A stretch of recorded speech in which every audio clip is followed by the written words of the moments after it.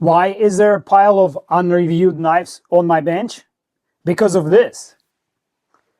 So what do you do when the thing you're looking for just doesn't exist?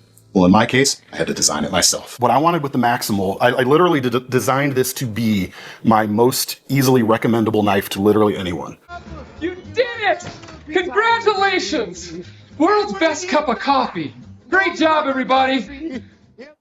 All right, welcome to my no BS gear review channel. Let's get right into it. For a while, this was my most recommendable knife that I suggested to many a person when they asked me that question.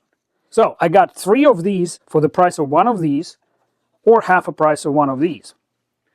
The reason I have 3 boxes. This one came in this box, already opened, and you saw the video, like the intro video that I did. This is the identical knife right here, same exact thing, supposedly.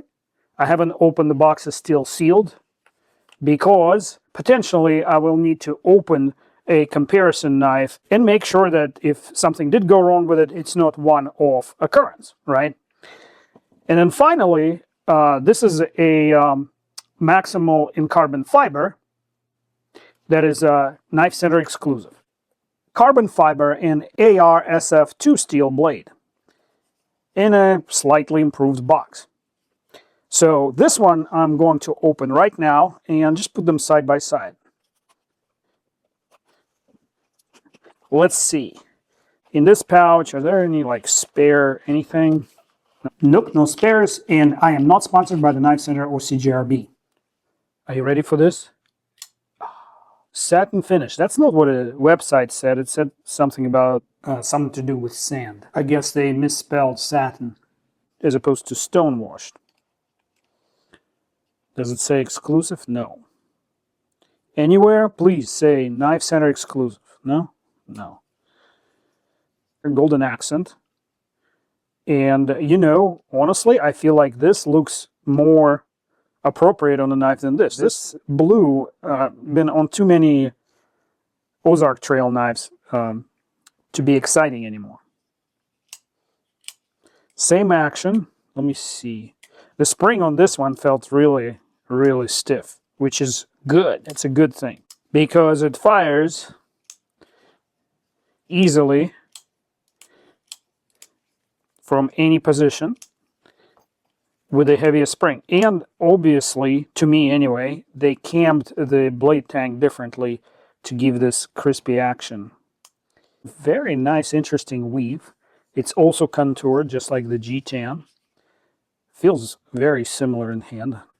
A pocket knife is equipped usually with a pocket clip, and how this pocket clip functions often determines whether you're going to bring the knife with you or leave it sitting in a drawer. So let's test how it goes here. It's a little tight. I can tell it's tight, but I am able to put it in single-handed. Comes out nice and smooth. So let's try that.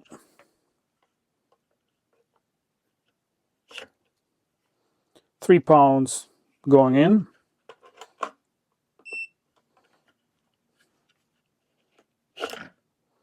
£2 coming out. All right, now I'm going to put it back in and do my little bit of acceleration test to see if it would fall out of your pocket if you tumble down a mountain slope or end up in a major car accident, where if it doesn't fly out, you know where to find it to cut your seat belt, for example.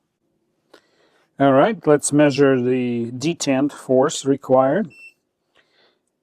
And I would say 1.2 to 4 pounds is perfect. The higher the better, actually. Let's see. This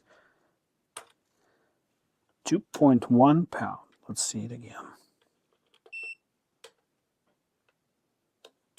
Oh, it shifted.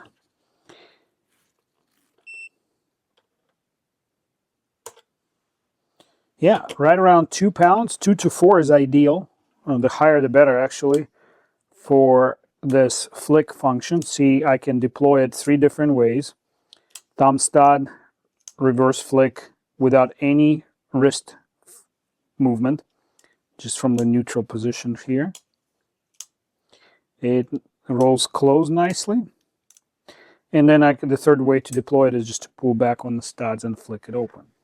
I always say the blade is the heart of a knife and the edge is the soul of the blade. And looking at the edge informs us how professional was the person who sharpened this particular knife. As you just saw, the tip looked okay, a little rounded off, and I see considerable amount of what I would call troublesome indications here on the cutting edge. That is the cheaper version of the Maximal. I don't see much stropping has been done, and the media used was probably between 320 and 440, somewhere in that region. Definitely not higher than mid 400s grit. You can see there's a little bit of the sharpening burr left on the edge on both sides, so it interchanges, swings from one side to another indication it wasn't stropped. The tip on the left side of the blade has a little bit of the mirror shine to it, which is to me evidence of it being stropped. And if you pay close attention to the remainder of the secondary bevel, you will notice that there is no more evidence of stropping. You can see it with this light setting. So the less expensive Maximal, it's kind of a long thing to say. How about I call it a minimal Maximal, is not sharpened terribly. It's very similar to Benchmade level of sharpening, actually. And believe me, I don't mean it as a compliment, because Benchmade is notorious for burning edges. And here you have a clear roll. The angle of the grind also changes a little bit. I have to say, I've seen better edges even on the budget knives. Shall we look at the apex straight down? I just want you to see what it looks like when the sharpening is left without stropping. Sorry about all the adjustments here. All right, let's see what we've got. And we got a lot of issues. You can see there are deeper striations than necessary in some places. In places, apex is rounded off. Other places, the burr is still there. Right there, you can see the burr rolling over. This probably just dirt, not metal. Let's take it off.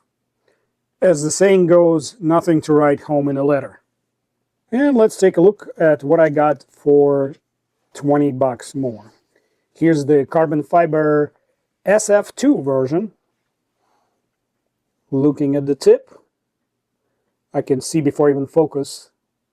Actually, it's better than I thought. Nice, not too rounded off. Actually a decent tip here, but then the bevel widens, keeps going wider. Notice the media, the sharpening media is a little bit finer than the other one. I would say 400 to 600 now. 400 to 500, somewhere in that area. I still see some shininess at the apex. Did they forget to strop this one too? Yep, that shiny line at the apex almost definitely is the sharpening burr. But when I flip to the left side of the blade, the picture changes. Look at this convexity here toward the apex. They definitely stropped that side. It almost seems like they were meaning to strop it on both sides, but then forgot which side they were on and stropped the left side twice. And then it climbs up into the primary grind for no reason, because the sharpening choil in this case is in the right spot. So I don't understand. And as you can see, here's everything all in one place. One-stop shopping for examples of mediocre sharpening. The burr, the rounded apex. Well, what do you expect for 60 bucks? I expect it to be exclusive and recommendable, as advertised. All right, now that the expectations are lowered to the realistic level, let's go ahead and test the sharpness of this blade. If it's the first time you watch me do this, I use fishing line loops, and I am using my Newton meter or trigger gauge to pull on them. It's very similar in essence to the BESS test, but instead of their black fishing line filament, I'm using this, inexpensive Walmart 4-pound fishing line. The reason to use a fishing line is twofold. It's rated for breaking strength as well as elongation. I am using direct pull as opposed to BESS's leverage push, but the essence is the same. We're measuring the cutting force here at the apex. This is kind of high. Usually new knives come between 350 and 450 grams. The force is measured in grams here. And this is a perfect illustration of why I say that one should always replace the factory edge with one of their own.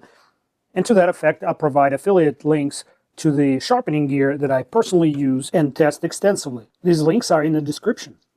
And I don't want my viewers to be under illusion that the more expensive a knife is, the sharper the factory edge will come. In my experience, it is not uncommon to find a very sharp blade on an under $100 knife, as well as find a very dull or burnt up edge on an over $300 knife. I'm using this buckhorn to test the edge retention, actually because of its composition that contains mineral fibers, substances, and proteins. It's very good at testing all the trifecta of the sharpness: edge stability, wear resistance, and toughness. And now we continue to test it for sharpness. Same method here. And after I average all the pulls, I will then calculate the percentage in edge sharpness reduction. This method worked out for me so far. I see consistency in results from knife to knife, from blade to blade. And I consider 1,000 grams being the dullest, except, oh my goodness, I just said it and we almost got there. Ooh, that's not good. And by the way, I don't throw away outliers here because I simply don't know if my fishing line is on a striation, a space between striations, at the peak. So it went from 628 average to 844, which constitutes a 34% sharpness reduction. It is actually better than what I expected. And now I'm ready to dive into what I think some of you are here for, the brand new steel by Artisan Cutlery called ARSF2. As I said earlier, I appreciate all your subscribing and hitting the like, but I also appreciate when you hit the share button and copy the link. That is sufficient to let the algorithm know that the video evokes a lot of interest. As you can see, this blade is significantly 30%, I think, roughly speaking, sharper than its less expensive counterpart. Yeah, and a little more consistent. So some stropping is better than no stropping, and obviously using a slightly finer sharpening media is also a good idea. A much tighter range on this blade, all within 50 grams from one another. Definitely a reflection on a better edge treatment. I also would like to thank those folks that are purchasing super thanks. And now it's a buckhorn's turn to speak. I do 10 back and forth, so 20 cuts.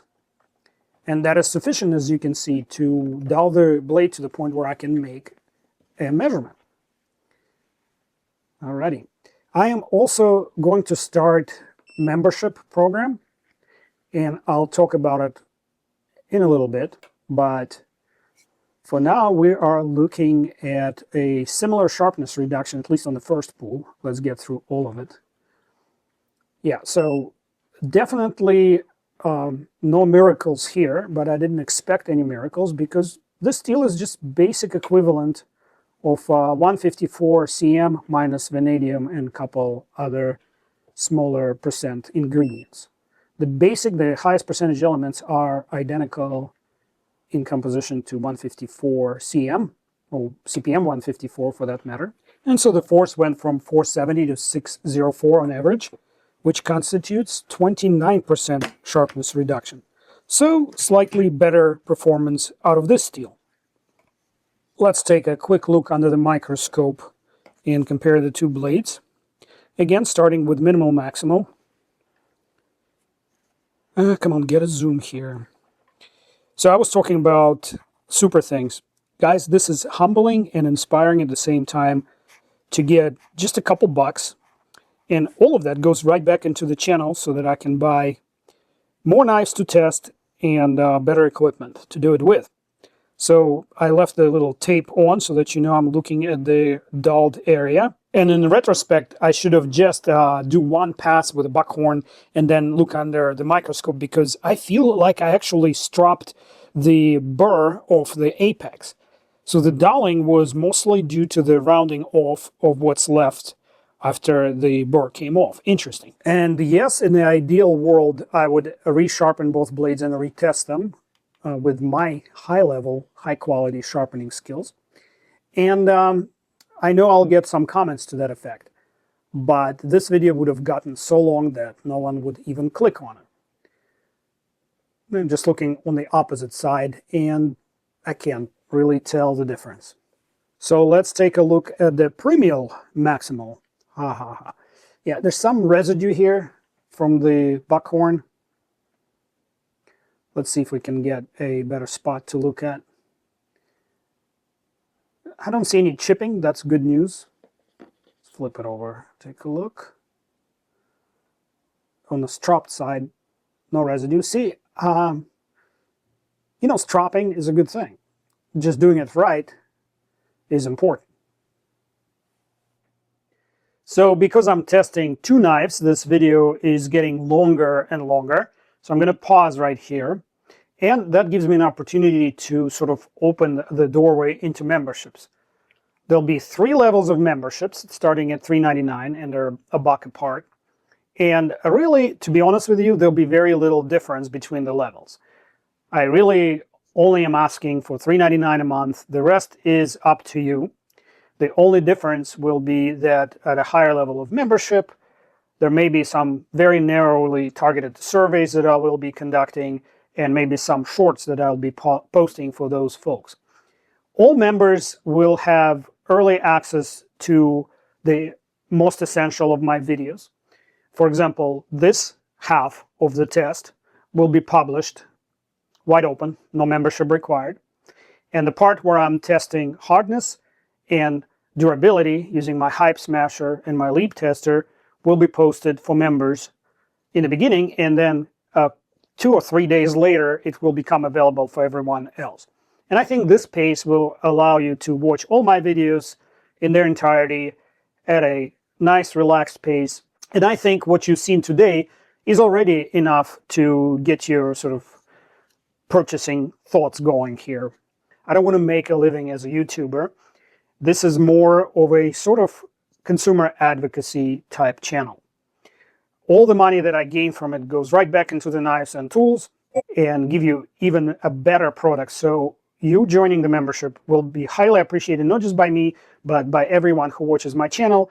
And if you can't afford or on principle don't buy memberships, fine. You will get to see everything or 99% of what's going to be published with or without membership at any level of membership.